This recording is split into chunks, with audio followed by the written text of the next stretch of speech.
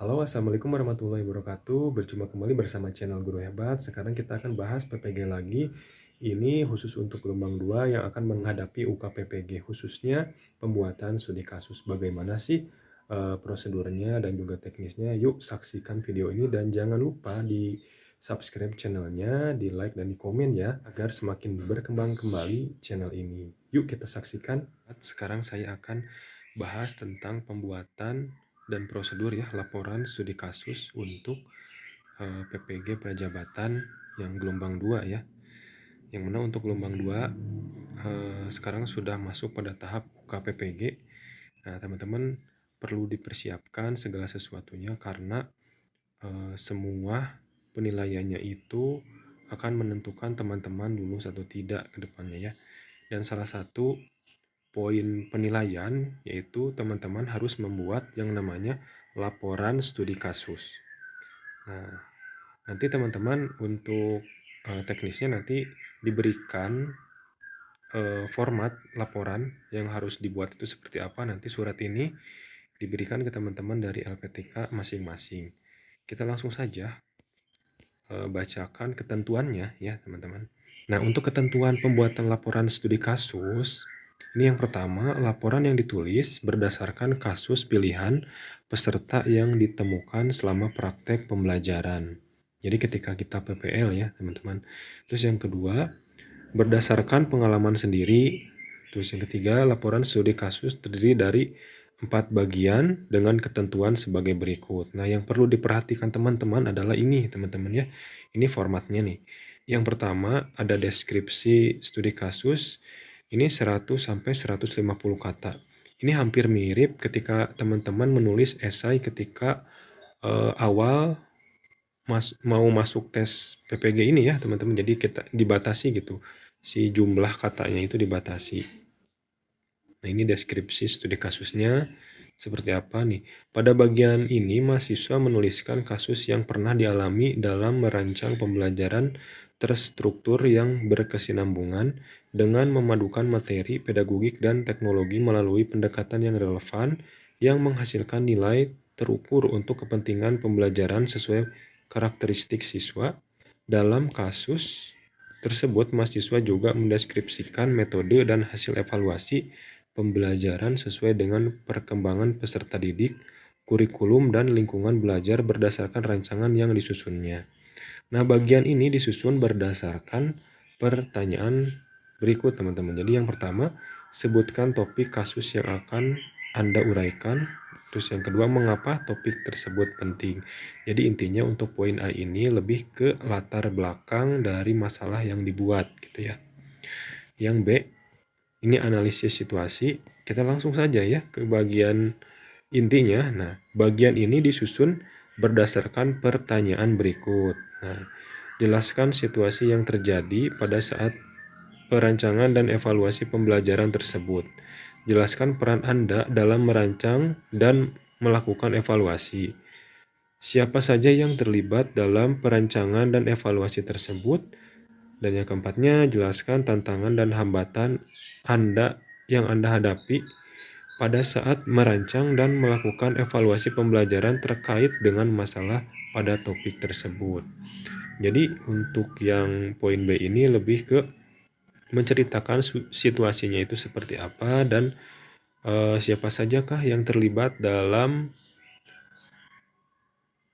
perancangan gitu ya, perancangan studi kasus itu gitu. Terus apakah ada hambatan nanti dijelaskan di poin ini. Selanjutnya ada poin ke C, ini alternatif solusi. Nah, ini bagian ini disusun berdasarkan pertanyaan berikut ya. 1. Langkah nyata apa yang dilakukan dalam menghadapi tantangan merancang pembelajaran dan melakukan evaluasi pembelajaran? 2. Sumber daya atau materi apa yang digunakan untuk menjawab tantangan tersebut. Nah, ini lebih ke solusi apa sih yang kita lakukan dari permasalahan yang ada di lapangan. Selanjutnya terakhir ya. Terakhir yang poin D, ini evaluasi. Pada bagian ini mahasiswa diminta menuliskan hasil dan dampak dari langkah nyata yang telah dilakukan. Jadi kita ceritakan saja ketika diberikan solusi tertentu, apakah solusinya berhasil atau tidak. Kalaupun berhasil, ceritakan seperti apa. Itu teman-teman ya. Dan terakhir ini ada ketentuan unggah file. Nah, jadi untuk ukuran kertasnya ini harus A4. Hurufnya harus Times New Roman berukuran 12 dan spasinya 1,15. Terus yang kedua, simpan dokumen dalam bentuk PDF dengan ukuran maksimalnya 1 MB. Yang ketiganya, dokumen PDF disimpan di drive belajar ID. Waktu dulu saya karena belajar ID-nya ada problem ya, jadi di drive masing-masing mahasiswa dengan judul yang ditentukan seperti itu ya teman-teman tuh.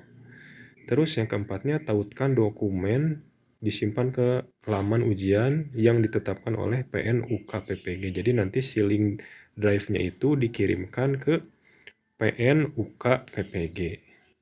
Nah, tanpa berlama-lama lagi, kita lihat contoh yang telah saya buat. Sebentar.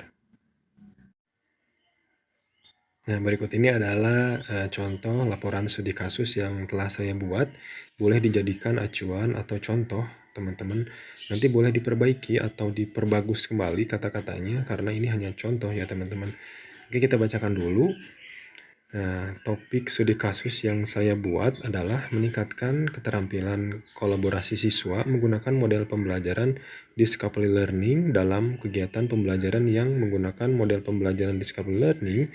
Metode pembelajarannya itu adalah diskusi kelompok, tanya jawab, dan presentasi. Media pembelajaran itu berupa PowerPoint dan video.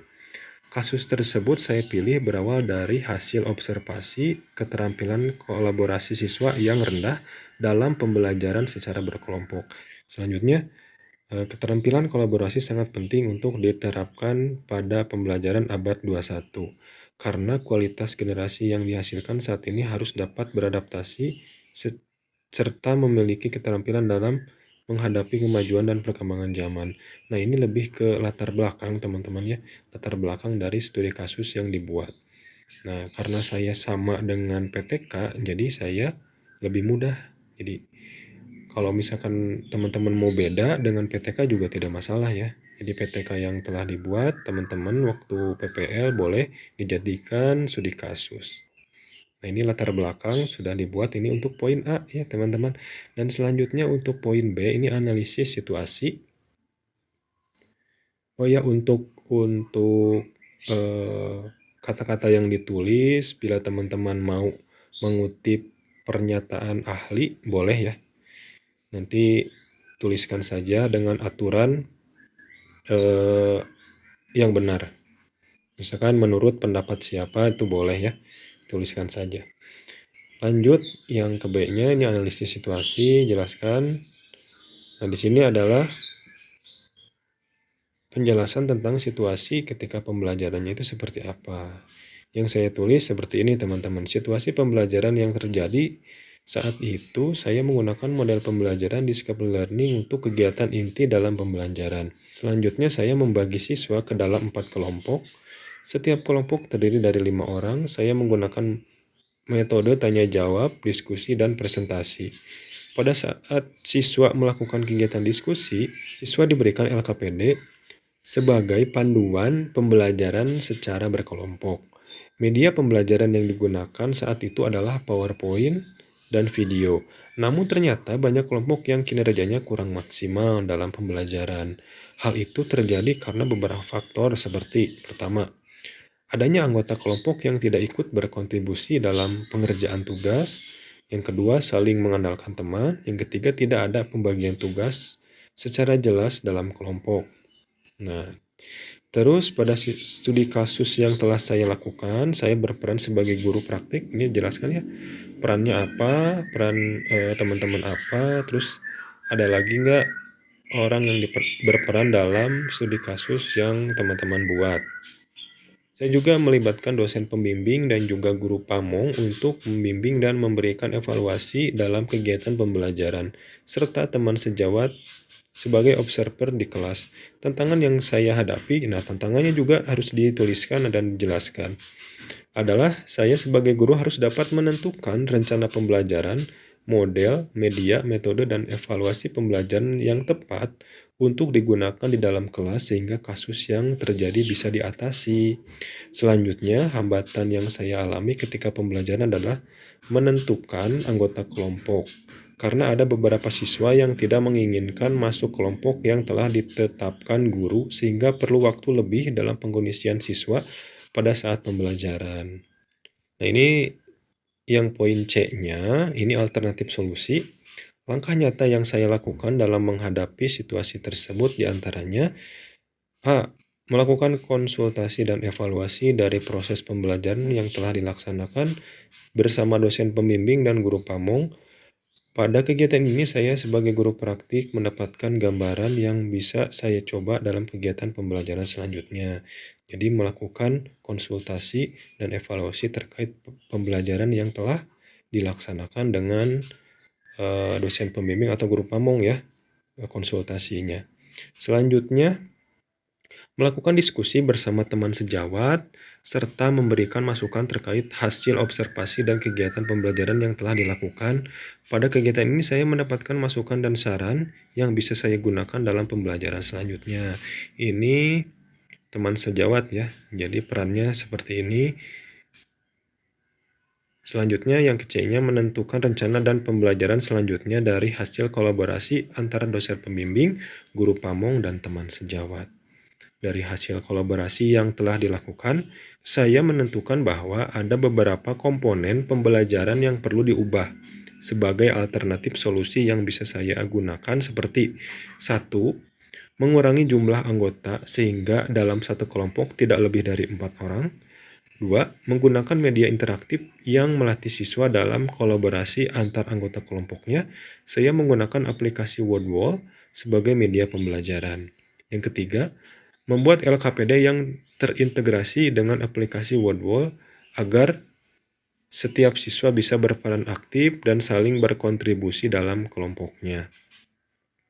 Merancang rencana pelaksanaan pembelajaran beserta perangkat pembelajaran yang diperlukan. Pada kegiatan ini saya menerapkan semua alternatif solusi yang telah direncanakan sebelumnya dalam pembelajaran. Terus terakhir ini ya, melakukan evaluasi pembelajaran yang telah dilakukan. Pada kegiatan ini saya melakukan evaluasi secara kolaborasi bersama dosen pembimbing, guru pamong, dan teman sejawat terkait tingkat efektivitas perlakuan yang telah diterapkan di kelas sebagai solusi alternatif. Adapun sumber daya atau materi yang digunakan untuk menjawab tantangan dalam pelaksanaan kegiatan tersebut, maka guru perlu menyiapkan beberapa hal seperti, bisa dibaca ya sama teman-teman sendiri. Ini adalah sumber daya atau materi yang saya gunakan untuk menjawab tantangan dalam kegiatan pembelajaran. Dan ini yang terakhir, evaluasi ya. Dari studi kasus yang muncul hingga alternatif solusi yang dibuat, telah diperoleh hasil dan dampak yang terjadi pada proses pembelajaran siswa. Dengan menggunakan model pembelajaran discovery learning, beserta media pendukung lain yang digunakan, sehingga dapat meningkatkan keterampilan siswa dalam berkolaborasi ketika pembelajaran dilakukan berkelompok. Pernyataan tersebut dibuktikan dengan analisis hasil observasi yang telah dilakukan dari perlakuan awal yang dilakukan. Nilai persentase keterampilan siswa yang dihasilkan dalam proses pembelajaran yaitu sebesar 57%. Setelah dilakukan perlakuan yang berbeda, terjadi peningkatan nilai sebesar 33%, sehingga nilai persentase menjadi 90%. Hal ini sesuai dengan hasil penelitian dari Shafi'i 2022 yang menyatakan bahwa kelas penelitian yang menggunakan model discovery learning dengan proses pembelajaran metode diskusi membuat siswa memahami dan terampil dalam kolaborasi antar satu siswa dengan siswa lain dalam kelompok belajar. Sehingga dari peningkatan presentasi tersebut dapat disimpulkan bahwa model pembelajaran discovery learning dapat meningkatkan keterampilan kolaborasi siswa dalam pembelajaran. Nah, itu mungkin teman-teman ya. Jadi nanti teman-teman boleh mengutip teori dari ahli atau seseorang ya. Caranya seperti itu, kayak skripsi aja ya gitu teman-teman. Mungkin itu dulu saja untuk bahasan hari ini tentang pembuatan studi kasus ya. Mudah-mudahan bisa menjadi gambaran teman-teman dalam membuat studi kasus nanti. Dan jangan lupa untuk videonya di subscribe dan di like dan di komen ya teman-teman agar channelnya semakin berkembang. Untuk nanti kita coba bahas prediksi soal PCK yang akan menjadi ujian selanjutnya teman-teman. Jadi selain ada studi kasus nanti juga ada ujian PCK. Nah, mungkin itu saja dulu. Terima kasih. Wassalamualaikum warahmatullahi wabarakatuh.